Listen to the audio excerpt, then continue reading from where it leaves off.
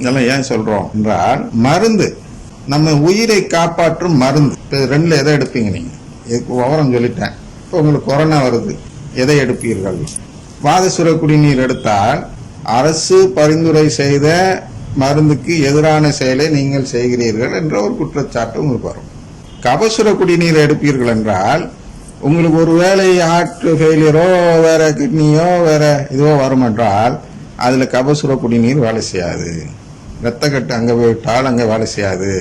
அப்ப இது உங்களுக்கு இந்த உண்மை தெரிந்த பிறகு எந்த மருந்தை எடுப்போம்? அப்ப நம்ம ஆட்டோமேட்டிக்கா எங்க போவோம்? வாதசுர குடிநீர் போவோம். வாதசுர குடிநீர் போகும் பொழுது நாம் அரசுக்கு எதிராக அரசு பரிந்துரை என்ன செய்கிறது? சுய வைத்தியம் செய்யாதீர்கள் அப்படின்னு சொல்றாங்க. சுயமாக நீங்கள் வைத்தியம் செய்யக்கூடாதுன்னு சொல்றாங்க. அப்ப அதை நம்ம செய்ய வேண்டிய சூழ்நிலை வருது. அப்படி செஞ்சாதான் பொழைக்க முடியும்னா அது செய்வோமா செய்ய மாட்டோமா? அது போன்ற நிலைதான் திருவிவிலியம் போதிக்கப்படும் நிலை. உயிர் தரும் செய்தி என்று ஒன்று இருக்கிறது, உயிரெடுக்கும் செய்தி என்று இன்னொன்று இருக்கிறது. ரெண்டையுமே மக்கள் நற்செய்தியாக பார்க்க, ஒரு சாரார் உயிர் தரும் செய்தியை நற்செய்தியாக பார்க்கிறார்கள், இன்னொரு பிரிவு என்ன செய்கிறது? உயிரெடுக்கும் செய்தியை நற்செய்தியாக பார்க்கிறது. அதனால்தான் பகவத்கீதை என்ன சொல்கிறது என்றால், வாழ நினைப்பவன் முட்டாள். வாழ்வு என்பது ஒரு பிணி, பிணியில் இருக்க அவன் ஆசைப்படக்கூடாது என்று பகவத்கீதை போதிக்கிறது. அப்ப இந்த பகவத்கீதை நம்பாதவர்கள் என்ன பார்க்கிறார்கள்? என்னடா அது நம்மளை உயிரை விட சொல்லுது, வாழக்கூடாதுன்னு சொல்லுது. எனக்கு வாழ தானே பிடிக்கும், வாழ்வு என்பதுதானே எனக்கு வாழும் இலக்கு, நான் வாழ வேண்டும் என்பதுதானே எல்லோருமே ஆசைப்படுவார்கள். இது வாழக்கூடாதுன்னு சொல்லுது அப்படின்னு ஒருத்தன் யோசிப்பான். உடனே அதுக்கு இன்னொரு வசனம் ரெடி ஆச்சிருக்கு. வாழ்வு என்பது ஒரு மாயை, அதை நம்பாதே. மாயா சாயாலாம் சொல்லி ஒரு ரஜினிகாந்த் கூட பாட்டல் பாடினார் அல்லவா, அதெல்லாம் அதை போன்ற ஒரு செய்தி தான். வாழ்வு மேல நீ ஆசைப்படக்கூடாது, அது ஒரு கற்பனை, உண்மையில் வாழ்வு என்பது இல்லை, அதனால அதை பத்தி நீ ஆசைப்படக்கூடாது என்று நமக்கு அடுத்த ஒரு போதனை. இவர் என்ன சொல்றார்? இயேசு வாழ்வு என்பது நிஜம், நீ நிஜமாகவே வாழலாம், பார் நான் உயிர் தெழுந்து காட்டி இருக்கிறேன், என்னை போல் நீனும் வாழலாம், இந்த வாழ்வுதான் நம்முடைய இலக்கு, நாம் என்றும் வாழ்ந்து கொண்டே இருக்கலாம், நாம் கடவுளின் பிள்ளையாக மாறிவிடலாம் என்றெல்லாம் இவர் போதிக்கிறார். அவர் என்ன போதிக்கிறார்? கிருஷ்ண பகவான் வாழலாம் நீ ஆசைப்படக்கூடாது, நீ வாழ ஆசைப்பட்டினா உன்ன மாதிரி பெருமுட்டால் வேற யாரும் கிடையாது, அதனால நான் தான் வாழ்ந்துகிட்டே இருப்பேன், நீங்களாம் என்கிட்ட ஐக்கியமாயிடணும், நான் எப்பொழுதும் வாழ்ந்துகிட்டே இருப்பேன், நான் நல்லது செஞ்சாலும் நான் தான், கெட்டது செஞ்சாலும் நான் தான், உனக்கு எது நடந்தாலும் நான் தான், சம்பவாமி உகேன்னு சொல்லுவாங்க. ஏதோ அது என்னன்னா, என்ன நடந்ததோ அது நல்லது, என்ன நடக்கிறதோ அது நல்லது, என்ன நடக்க இருக்கிறதோ அது நல்லதுதான் அப்படின்னு அவர் போதிக்கிறார். அப்படின்னா என்ன? நீ வாழலாம் ஆசைப்படக்கூடாது, நீ செத்து போகணும்னு ஆசைப்பட்டாலும் அது நல்லதுதான்ப்பா, நீ செத்து போகணும்னே ஆசைப்படுப்பா. அது நான் சொல்ற நிலையான சாவு. செத்து போனா இந்த உலகத்துல மடிகிறது இல்லை.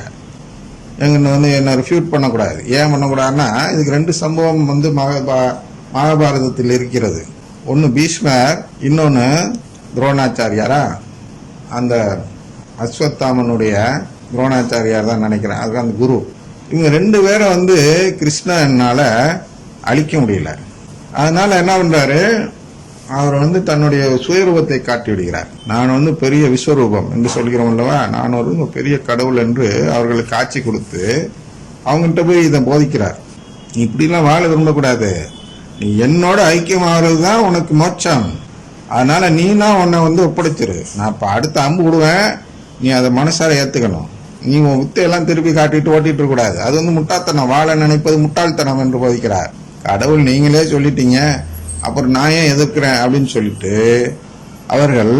அவர்களுக்கு சுயமாக அந்த விருப்பம் இல்லை என்றாலும் ஏதோ கிருஷ்ண பகவானுக்காக செத்து போக முன் வருகிறார்கள். அது ஒன்னு இவங்க நியாயப்படுத்துவாங்க, தர்மம் காக்கணும். தர்மமோ அதர்மமோ, ஒருவர் வாழ விரும்புவது தவறா ரைட்டா, சரியா தவறா? வாழ விரும்புவது சரி என்று போதிப்பதுதான் திருவிவிலியம். வாழ விரும்புவது மடமை என்று போதிப்பது பகவத்கீதை. எனவே பகவத்கீதையிலிருந்து ஒரு தலைப்பை எடுக்கிறார்கள். எப்படி என்றால், விவிலியத்தின் கருத்தை சொல்வதாக நினைத்து கொண்டு அந்த தலைப்பை சொல்கிறார்கள். என்ன தலைப்பது? கடமையை செய், பலனை எதிர்பார்க்காது. அதான் கர்மா என்று சொல்கிறார்கள் இந்து மதத்தில். இந்து மதத்தில் கர்மா என்றால் என்ன என்றால் இதுதான். போன ஜென்மத்துல நீ ஏதாவது புண்ணியம் இது பண்ணிருப்ப, பாவம் செஞ்சிருப்ப, அதனால இந்த ஜென்மத்துல நீ கஷ்டப்படுற. அதனால நீ அதெல்லாம் பார்க்காத, உன் கடமை என்னவோ அதை நீ செய். நீ செஞ்சுக்கிட்டே இரு. ஒருவேளை நீ நிறைய செஞ்சிட்டியா, அடுத்த ஜென்மம் ஒன்று வரும், அங்க உனக்கு எல்லா பலனும் பிரகிருதி என்று சொல்கிறார்கள். இந்த பலனெல்லாம் அங்க கணக்கு வைத்து கொண்டு அங்கே கிடைக்கும் பாக்கியம் என்று சொல்றோம். இந்த பாக்கியம் எனக்கு இல்லை என்று சொல்கிறார்கள் அல்லவா? என்ன அந்த பாக்கியம்னா, ஏற்கனவே நான் புண்ணியம் செஞ்சிருந்தேன்னா இந்த உலகத்துல இப்ப நான் பணக்காரனா இருக்கலாம். நான் ஏற்கனவே புண்ணியம் செய்யாதனால இந்த உலகத்துல இப்ப எனக்கு பணக்காரனா இருக்க பாக்கியம் இல்லை என்று ஒரு நம்பிக்கை. எதனால் அந்த நம்பிக்கை? ஏனென்றால் அவன் வாழ விரும்பிவிடக் கூடாது. என்னடா அது, இதுக்கும் வாழ விரும்புறதுக்கு என்னடா சம்பந்தம் இருக்கு கேட்கணும். ஏன் வாழ விரும்புவான்னா, ஏன் நாம் துயருகிறோம் என்று நாம் சிந்திக்கும் பொழுது, ஏன் துயருகிறோம் என்று சிந்திக்கும் பொழுது நமக்கு அந்த தேடல் செய்யக்கூடிய சூழ்நிலைகள் நம் வாழ்வில் வந்துவிடும். தேடத் தொடங்கி விடுவோம்.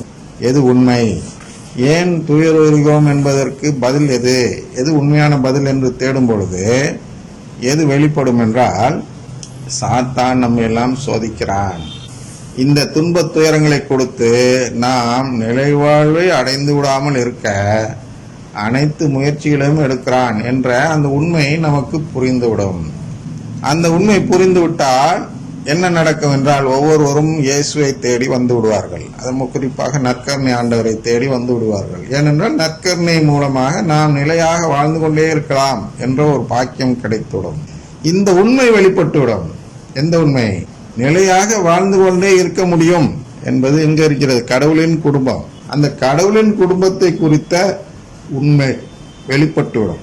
இந்த வெளிப்பாடை மறைப்பதற்காக இன்னொரு கட்டுக்கதை தான் போன ஜென்மம் மறுஜென்மம் எல்லாம். போன ஜென்மத்தின் பாவம், மறுஜென்மத்தில் புண்ணியம் என்ற அந்த தத்துவம் என்பது நாம் நிலையாக வாழ்ந்து கொண்டிருக்க முடியும் என்ற அந்த உண்மையை மறைப்பதற்காக சாத்தானின் சதி திட்டத்தால் உருவாக்கப்பட்ட ஒரு கற்பனை நம்பிக்கைதான். அதை எழுதியவர்கள் புனிதர்களாக இருக்கலாம், அதை கடைபிடிப்பவர்களும் புனிதர்களாக இருக்கலாம். ஆனால் இவர்கள் எல்லாம் சாத்தானால் ஏமாற்றப்படுகிறவர்களாக இருக்கிறார்கள் என்பதுதான் கிறிஸ்தவ மதத்தை சேர்ந்தவர்களின் புரிதல். இப்படிதான் அவங்க எல்லாம் இருக்கிறாங்க. அவங்களுக்கு புரியல, வாழ்ந்து கொண்டே இருக்கலாம் என்ற உண்மை அவர்களுக்கு புரியாதனாலதான் அவர்கள் வாழ்வை அழித்துக் கொள்ளும் தத்துவத்தை தேடுகிறார்கள் என்று கிறிஸ்தவர்கள் அந்த வாழ்வை அழித்துக் கொள்ள வேண்டும் என்று விரும்பும் இந்துக்களை குறித்து பார்க்கிறார்கள். அப்ப வாழ்வை அழித்துக் கொள்வதற்காக ஒரு மதம் இருக்கிறது என்றால் அதை எதோடு ஒப்பிட வேண்டும்? அது உயிர் தரக்கூடிய பொருளாக இருக்கிறதா, உயிரை எடுக்கக்கூடிய பொருளாக இருக்கிறதா என்று பார்க்கும் பொழுது அது உயிரை எடுக்கக்கூடிய பொருளாக இருக்கிறது. ஆனால் இனிப்பு என்ற போர்வையில் இருக்கிறது. ஸ்வீட் என்று ஆரம்பித்தோம் அல்லவா? உள்ளே இருக்கக்கூடிய பண்டம் உயிரை எடுத்துவிடும், ஆனால் அது இனிப்பாக இருக்கும். அப்படின்னா என்ன? ஆன்மீகம் எல்லோரும் தேட வேண்டிய ஒன்று என்ற ஒரு போர்வையில் அது இருக்கிறது. அதில் இந்தியாவில் செய்யப்பட்டது என்ற ஒரு முத்திரை இருக்கிறது. உயிரை எடுக்கக்கூடிய ஒரு இனிப்பு. இப்ப கூட அதுக்கு இன்னொரு உதாரணம் சொல்ல லேட் ஆகிட்டே இருக்கும், நான் சுருக்கமாக சொல்ல பார்க்கிறேன். சர்க்கரை, ஜீனி, நாட்டு சர்க்கரை, வெல்லம் என்றெல்லாம் நம்மிடத்தில் இனிப்பு பொருட்கள் நிறைய இருக்கின்றன. பனங்கற்கண்டு, கல்கண்டு, அப்புறம் கருப்பட்டி, இனிப்பு பொருட்கள் இப்படி நிறைய இருக்கின்றன. ஆலை இல்லாத ஊரில் இழுப்பப்பூ சர்க்கரை என்றார்கள். இழுப்பப்பூ கூட இனிப்பாக பயன்படுத்தப்பட்டிருக்கிறது. ஆனால் இதுல எந்த இனிப்பு நமக்கு உயிரை பறிக்கக்கூடியதாக இருக்கிறது என்று பார்த்தால், நாம் தினமும் ஜாக்கி சாப்பிடுறோமல்ல, வெள்ளை வெளியேறு என்று கிறிஸ்டல் கிளியராக இருக்கக்கூடிய ஒரு இனிப்பு சர்க்கரை, ஜீனி, சுகர் என்றெல்லாம் சொல்கிறோம் அல்லவா, அது என்னவாக இருக்கிறது என்றால் கேன்சர் தரக்கூடிய ஒரு இனிப்பாக இருக்கிறது. இப்பொழுதே சமீபத்திய கண்டுபிடிப்புகள் இதெல்லாம் 30-40 ஆண்டுகளாக கண்டுபிடித்தவை. ஆரம்பத்துல எல்லாம் தெரியாம நிறைய கொடுத்துட்டாங்க. நம்ம இப்ப நிறைய பேர் கேன்சர்ல பாதிக்கப்பட்டு இருக்கிறோம். நான் கூட அதில் பாதிக்கப்பட்டவன் என்று வைத்துக் கொள்ளுங்கள். அப்ப இந்த பாதிப்பின் காரணம் என்ன என்றால், எனக்கு சிறு வயதில் அதிகமாக இந்த சர்க்கரை கொடுத்தார்கள். என்னுடைய தாய் ஒரு டாக்டர், ஃபேமிலி டாக்டர், ஃபேமிலி ஃப்ரெண்டாக உள்ள குடும்ப உறுப்பினர் போன்ற ஒரு டாக்டர் பரிந்துரை செய்து என்ன செய்தார் என்றால், நீ நிறைய கொடுத்தால் அவனுடைய எலும்பு நல்லா வலுவாகும், அதனால் அந்த குழந்தைக்கு நிறைய கொடு என்று குழந்தையாக இருக்கும்பொழுது நிறைய ஊட்டி ஊட்டி வளர்த்தார்கள். எலும்பு பலப்படும் என்று. எலும்பு என்னன்னா பலப்படுதுன்னு ஒத்துக்கலாம். ஆனால் அது எங்கே போய் விட்டு விட்டது என்றால் கேன்சரில் சென்று, அந்த கேன்சருக்கு அதுக்கும் திருப்பி கொஞ்சோண்டு மருத்துவ வார்த்தைகள் பயன்படுத்தினா மன்னிச்சிங்க. அதாவது சுக்ரோஸு, ஃப்ரக்டோஸு, ட்ரகலோஸு அப்படி இப்படின்னு எத்தனையோ விதமான இனிப்பு வகைகள் இருக்கின்றன. அதில் அந்த கேன்சர் செல்லு, மற்ற செல்லெல்லாம் எல்லா இனிப்பையும் சாப்பிடும், நல்ல செல்லெல்லாம் உடலில் இருக்கக்கூடிய நல்ல அணுக்கள் எல்லா இனிப்பையும் சாப்பிடும். ஆனால் அந்த கேன்சர் செல் மட்டும் என்ன செய்யும்னா, இந்த ஜீனின்னு சொல்கிறோம் இல்லையா, சுகர்னு சொல்கிறோம் இல்லையா, அதை தான் சாப்பிடும். அதுதான் சுத்தமான குளுக்கோஸாக இருக்கிறதுனால அது கிறிஸ்டல் கிளியராக வெள்ளையாக மணிமணியாக இருக்கிறது. அதனால் அந்த குளுக்கோஸை நாம் சாப்பிடும் பொழுது அதற்கு நேரடியான உணவாக மாறிவிடுகிறது. அதனால் சாதாரண சூழ்நிலையில் இறந்து விடக்கூடிய ஒரு கேன்சர் செல் இந்த இனிப்பு சாப்பிட சாப்பிட இந்த பயிருக்கு யூரியா கொடுத்தது போல் அது நல்ல வலுவாக வளர்ந்து வருகிறது, கிடுகிடுகிடுகிடு வளர்ந்து வருகிறது. நம்முடைய எதிர்ப்பு சக்தி அதை போய் பிடித்து அடக்கி அதை எடுப்பதற்கு முன்பாக இது நிறைய பெருகி விடுகிறது. அதனால் நமக்கு எதிர்ப்பு சக்தி போதாத நிலை வந்து விடுகிறது. எதனால? இந்த சுகர் சாப்பிடுவதால். எனவே இப்பொழுது விழிப்புணர்வு வருகிறது. வெளிநாட்டில் எல்லாம் இப்பொழுது இதை ஒழித்து விட்டு இந்த இயற்கை சர்க்கரைகளை தேடுகிறார்கள். இந்த கிறிஸ்டலாக மாற்றப்படாத அந்த பழச்சாறுகளிலிருந்து எடுக்கப்படும் சர்க்கரைகள் தேடுகிறார்கள். அதனால் இப்பொழுது இந்த கோகனட் சுகர் என்று அந்த தென்னை மரத்திலிருந்து வடியக்கூடிய பதநீரை காய்ச்சி எடுக்கக்கூடிய அந்த சர்க்கரையை, பதனி என்றால் அதில் சுண்ணாம்பு போட்டு செய்வார்கள். அதனால் அதிலிருந்து காய்ச்சும் பொழுது அது கருப்பட்டியாக மாறும். கருப்பட்டியை நாம் சாப்பிட முடியாது. நம்ம சாப்பிட்டோம்னா சுண்ணாம்பு பயங்கரமா அடிக்கும், அந்த வாடை அந்த காட்டமா இருக்கும். அதனால் நிறைய பேருக்கு அந்த கருப்பட்டியோட இனிப்பு பிடிக்காது. ஆனால் இப்போ வெளிநாட்டில் என்ன பண்ணியிருக்காங்கன்னா, வியட்நாம் போன்ற நாடுகளில் இந்த சுண்ணாம்பு போடாமலேயே இந்த பதனியை காய்ச்சுவதற்கு ஒரு டெக்னிக் கண்டுபிடிச்சாங்க. அது இப்போ கூட சமீபத்தில் நம்முடைய அரசு அறிமுகப்படுத்தியதுன்னா நீரா என்று ஈரோடு பகுதிகளில் அறிமுகப்படுத்தி ஓரளவு வெற்றி கண்டது. அதன் பிறகு அதில் இது இல்லை, சரியா, அதுக்கு ஒரு பெரிய வளர்ச்சி இல்லாமல் போயிட்டது. ஆனால் வெளிநாட்டில் அதற்கு நல்ல வரவேற்பு இருக்கிறது. ஏனென்றால் இந்த கேன்சர் அதில் வருவதில்லை. இதில் இருக்கக்கூடிய இனிப்பு இது கிட்டத்தட்ட அந்த இது போன்றே இருக்கும். கரும்பு சாறில் செய்யப்படும் அந்த சர்க்கரை, நாட்டு சர்க்கரை போன்றே இருக்கும். ஆனால் கரும்பு சாற்றிலும் குளுக்கோஸ் இருக்கிறது, ஆனால் நாட்டு சர்க்கரையிலும் குளுக்கோஸ் இருக்கிறது. ஆனால் அந்த பதனியிலிருந்து காய்ச்சக்கூடிய இதில் குளுக்கோஸ் ரொம்ப ரொம்ப கம்மியாக இருப்பதால் அதை தான் இப்பொழுது வெளிநாடுகளில் விரும்புகிறார். அந்த அறிவு, அந்த விழிப்புணர்வு பெற்றவர்கள் கூட விலை 10 மடங்கு கூட இருந்தால் கூட அதை தான் சாப்பிட வேண்டும் என்று அதை தான் வாங்கி சாப்பிடுகிறார்கள். ஏனென்றால் அதில் குளுக்கோஸ் இல்லை. குளுக்கோஸ் இருக்குன்னா ரொம்ப கம்மியாக இருக்கு. மற்ற ஃப்ரக்டோஸ் போன்ற மற்ற விஷயங்கள் தான் இருக்கிறது. சுக்ரோஸ் எல்லாம் சொல்கிறோம் இல்லையா, இந்த பனங்கள் கண்ணில் இருக்கக்கூடிய அந்த இனிப்பு தான் அதில் இருக்கிறது. அதனால தான் நம்முடைய நாட்டு வைத்தியத்தில் பனங்கள் கண்டை கொடுத்தார்கள். எனவே இந்த உண்மை தெரிந்த பிறகு நாம் எதை சாப்பிடுவோம் யோசித்து பாருங்கள். அந்த சுகரை சாப்பிடுவோமா?